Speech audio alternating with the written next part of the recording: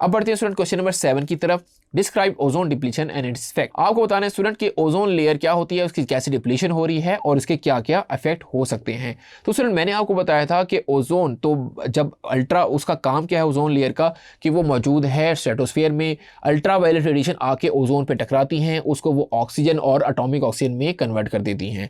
यहाँ पे जो एटॉमिक ऑक्सीजन है वो बहुत ज़्यादा रिएक्टिव है, तो ये जो एटॉमिक ऑक्सीजन है ये दोबारा ऑक्सीजन के साथ रिएक्ट करके ओजोन में कन्वर्ट कर देती है। सो ओजोन की ब्रेकेज और ओजोन की फॉर्मेशन ये सिलसिला चलता रहता है, इसमें एक इक्विलिब्रियम रहता है। लेकिन ह्यूमन एक्टिविटीज़ की वजह से क्लोरोफ्लोरोकार्बन रिलीज हुए एटमॉस्फेयर में, वो जाके टकराते हैं ओजोन से और उसको करते हैं डिस्ट्रॉय।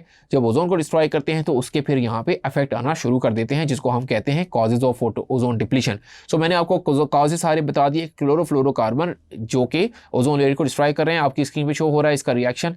क्लोरोफ्लोरोकार्बन इस तरीके से क्लोरीन फ्री रेडिकल बनाते हैं। अब स्टूडेंट ये जो क्लोरीन फ्री रेडिकल है ये ओजोन के साथ रिएक्ट करके सबसे पहले क्लोरीन मोनोऑक्साइड रेडिकल बनाएगा और ऑक्सीजन गैस में कन्वर्ट होगा। ये जो क्लोरीन मोनोऑक्साइड रेडिकल है ये एटॉमिक ऑक्सीजन जो कि एक्चुअली ओजोन से आता है, जो कि जब ओजोन के साथ अल्ट्रावायलेट रेडिएशन टकराती हैं तो ये एटॉमिक ऑक्सीजन क्लोरीन मोनोऑक्साइड के साथ रिएक्ट करके क्लोरीन फ्री रेडिकल दोबारा बना देता है, जो कि स्टार्टिंग में क्लोरीन फ्री रेडिकल बना था दोबारा बना देता है और ऑक्सीजन गैस बनाएगा। और ओवरऑल रिएक्शन इसका ओजोन और ऑक्सीजन मिलके, ओजोन और ऑक्सीजन, एटॉमिक ऑक्सीजन मिलके ऑक्सीजन गैस बना देता है। तो स्टूडेंट यहाँ पे देखें कि क्लोरीन फ्री रेडिकल जो कि पहले स्टेप में बनता है और रिएक्ट करता है वो दोबारा बन जाता है। तो यहाँ पे स्टूडेंट आप एक बात देख रहे हैं कि क्लोरीन फ्री रेडिकल जो कि पहले स्टेप में एक्चुअली यूज हो रहे थे वो दोबारा जनरेट हो जाते हैं सेकंड स्टेप में।